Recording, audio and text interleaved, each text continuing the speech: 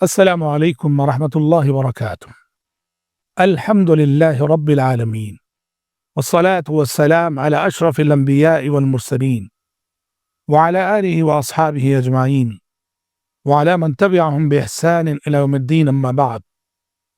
ناظرین کرام، آج کی ملاقات میں آپ سب کے لیے ایک عظیم حدیث لے کر آپ کی خدمت میں حاضر ہوا ہوں۔ آپ صلی اللہ علیہ وسلم فرماتے ہیں، طوبى لمن وجد في صحيفته استغفارا كثيرا۔ فرماتے ہیں نبی کریم صلی اللہ علیہ وسلم، خوشخبری ہے اس بندے کے لیے کہ جو کل روز قیامت اپنے صحیفے میں، اپنے نامہ اعمال میں زیادہ سے زیادہ استغفار کی عبادت پاتا ہو۔ یہ حدیث مجھے، آپ کو اور ہر مسلمان کو زندگی میں کثرت سے اور ہمیشہ استغفار کرنے کی تلقین کر رہی ہے، اور پیارے نبی فرما رہے ہیں کہ خوش نصیب ہے وہ بندہ کہ کل قیامت کے روز جب اس کا نامہ اعمال کھلے تو نامہ اعمال کے صفحے صفحے پر استغفار کی عبادت نظر آئے۔ ایسا کب ہوگا کہ نامہ اعمال کے صفحے صفحے پر استغفار کی عبادت نظر آئے؟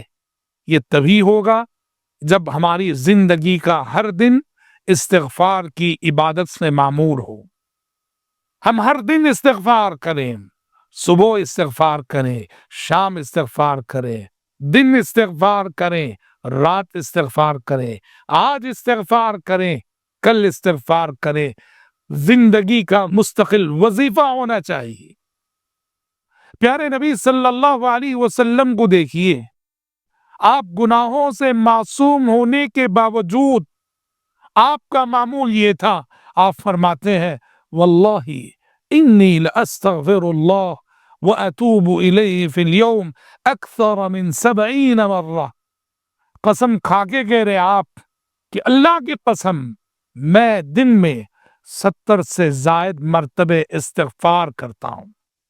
اور ایک حدیث میں تو آپ نے فرمایا کہ میں دن میں 100 مرتبے استغفار کرتا ہوں۔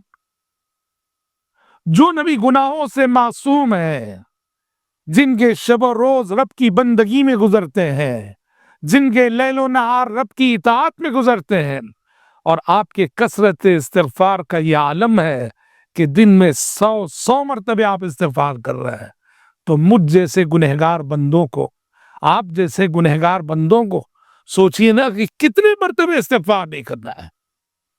کثرت استغفار کو لازم پکڑیے، کثرت استغفار کو زندگی کا مشغلہ بنائیے۔ استغفار کیسے کیا جاتا ہے؟ رب اغفر لی، رب اغفر لی، استغفار ہے یہ۔ استغفر اللہ، استغفر اللہ، استغفار ہے یہ۔ اللہم اغفر لی، اللہم اغفر لی، استغفار ہے یہ۔ رب اغفر وتب علی انک انت التواب الرحیم۔ حدیث اگر آپ پڑھیں گے تو احادیث میں استغفار کے بہت سارے صیغے آئے ہیں۔ بہرحال استغفار ہماری اور آپ کی زندگی میں ہونا چاہیے، اور استغفار کا سب سے افضل صیغہ جو احادیث میں آیا ہے وہ ہے جسے ہم اور آپ سید الاستغفار کہتے ہیں۔ اللہم انت ربی لا الہ الا انت خلقتنی وانا عبدک وانا علی عہدک ووعدک ما استطعت اعوذ بک من شر ما صنعت ابوء لک بنعمتک علی وابوء بذنبی فاغفر لی فانہ لا یغفر الذنوب الا انت۔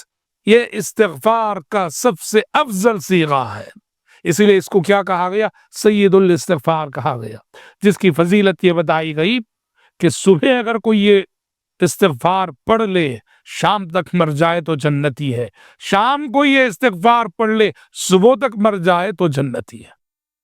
ہمیشہ استغفار کرتے رہنے کا فائدہ کیا ہے؟ ایک تو یہ کہ یہ بندگی ہے، بندگی کا تقاضا ہے، اور دوسرا یہ ہے کہ ضروری نہیں کہ استغفار ہمیشہ گناہ کے بعد ہی ہو، یہ مستقل ورد ہے، یہ مستقل وظیفہ ہے یہ، اس لیے ہمیشہ استغفار ہمیں کرنا چاہیے۔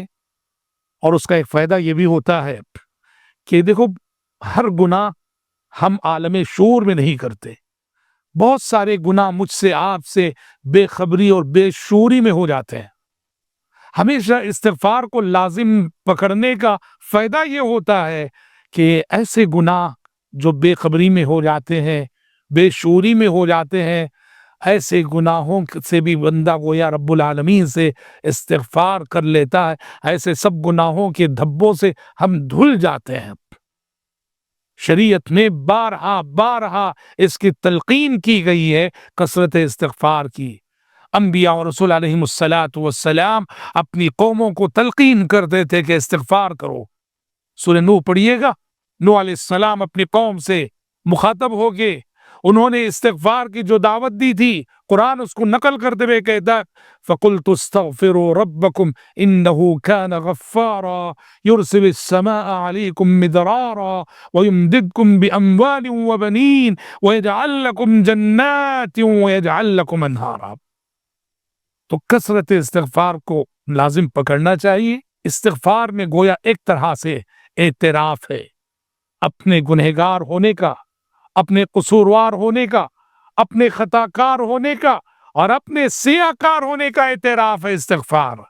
اور یہ اعتراف جس کی زندگی میں جس قدر زیادہ ہوگا، رب العالمین کو وہ بندہ اسی قدر محبوب ہوگا اور رب العالمین کے نزدیک وہ بندہ اسی قدر پسندیدہ ہوگا۔ اس لیے محترم بھائیوں اور محترم بہنوں، استغفار کو لازم پکڑیے، کثرت استغفار کا اہتمام کیجیے، اپنے بچوں کو بچپن ہی سے استغفار کی عادت ڈالیے، استغفار کے صیغے سکھائیے اور استغفار کی جو بے شمار دعائیں حدیثوں میں آئی ہیں ان دعاؤں کو یاد کرنے کی کوشش کیجیے۔